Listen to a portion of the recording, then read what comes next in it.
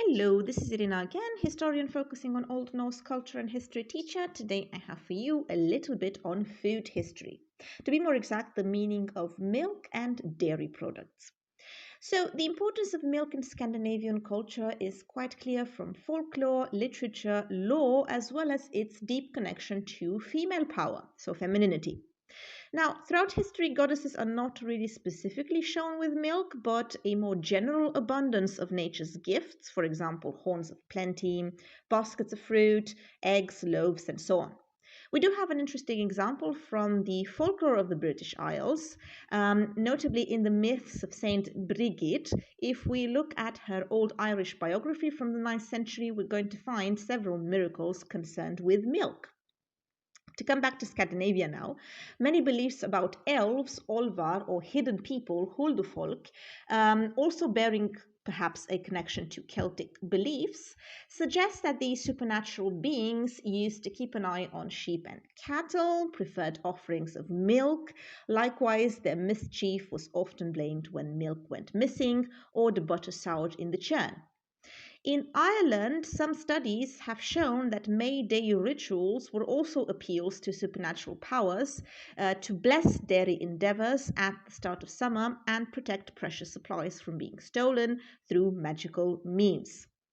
Similar ideas, so both practical and magical precautions, appear to have been taken in Norway, and we have studies done by researcher Svalle Solheim, who collected many Norwegian folk customs relating to dairy products, and she shows that there were constant appeals to supernatural powers for assistance from the time when the farm people prepared to go to the mountain pastures to their return at the end of summer.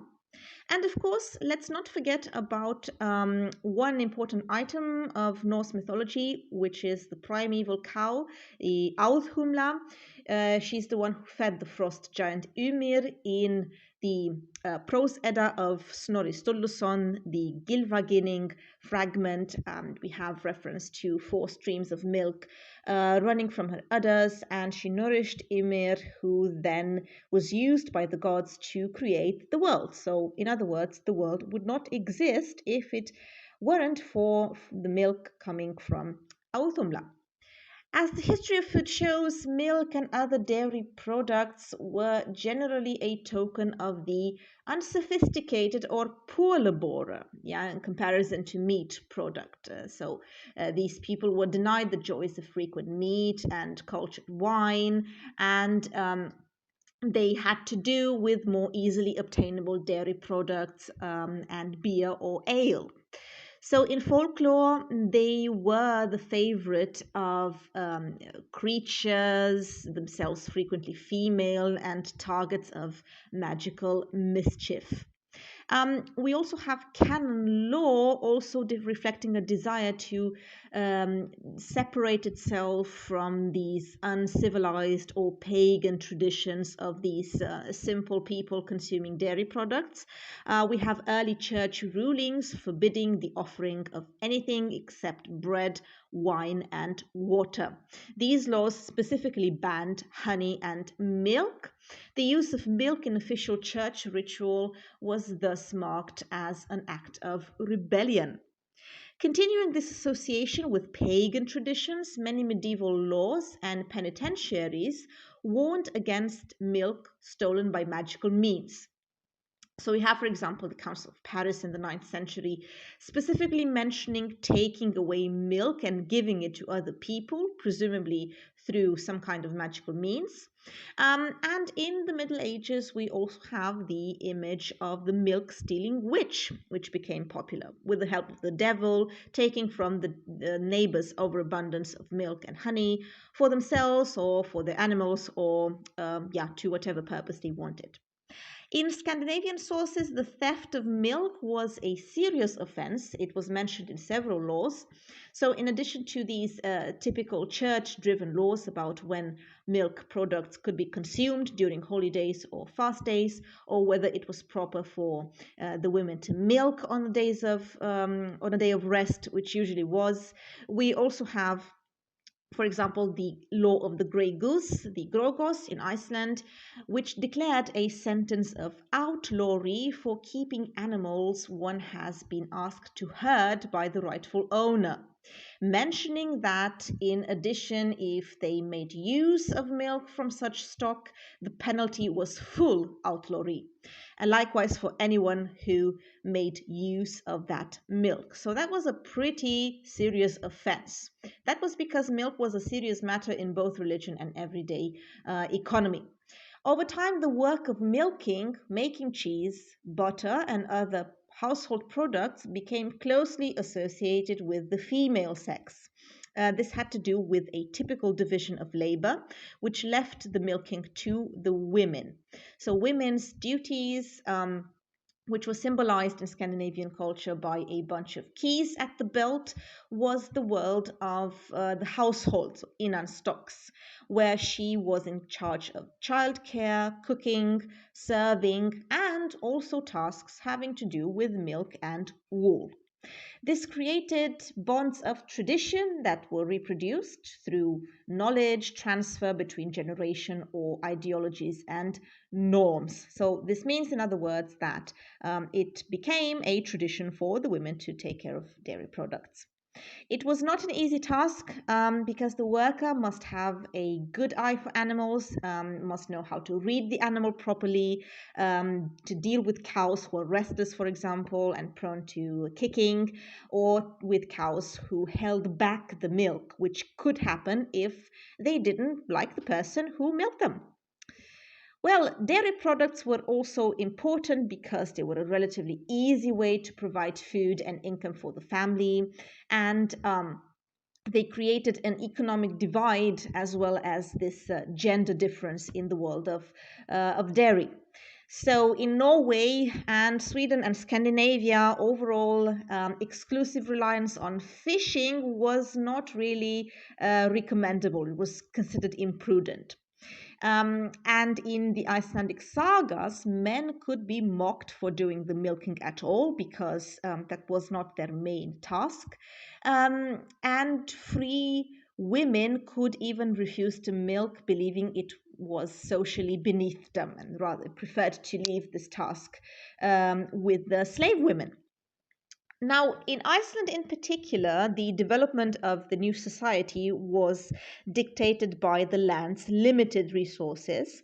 The population was not nomadic but lived at settled farmsteads, which required expanses of grazing land and also people to take care of sheep. It was a sheep farming society.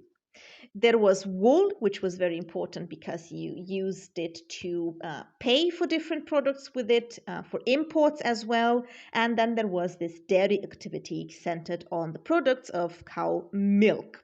And I would like to talk a little bit about skyr, this product which was coagulated milk high in protein, which would keep over the winter.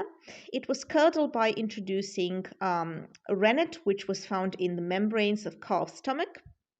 Skyr is also eaten today, but in the Middle Ages it was even more important because it was kind of like a yogurt, a thick yogurt.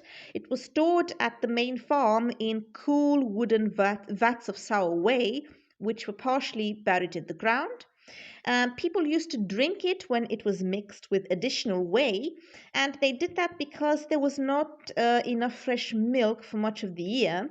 That was due to the fact that cows were smaller than today and they were kept alive through the winter on limited resources of hay, and by spring their milk would dry up.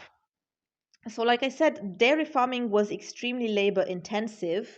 There was a lot of time spent during the summer milking the cows, preparing this type of yogurt skyr, and transporting it down from the cell. The cell being the dairies found in the lower uplands. Much of the milking and skyr production was done by women. I insist on this. Men were rather concerned with the care and herding of animals, maintaining of buildings, fishing, gathering of natural foods, and so on. But they would also transport the skyr down from the summer dairies. And we have a lot of examples from the sagas about this activity and the importance of this activity, as well as this idea of gendering it. So we have, for example, in Grettir's saga, an example of a prank played by Grettir the Strong on Audun.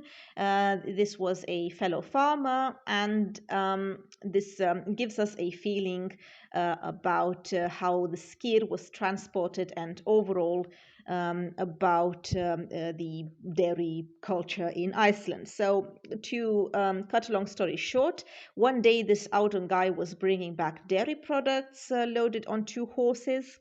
One of the horses was carrying skyr placed in skin bags, which were tied shut at the top.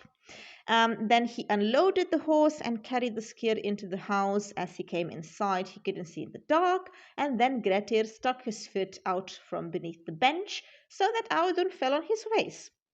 He landed on top of a skyr bag, forcing the top open. He jumped up and asked what idiot was able to do that, and then Grettir showed himself, and he told him that he wanted to fight him. Audun, on the other hand, told him that he would like to take care of the food first.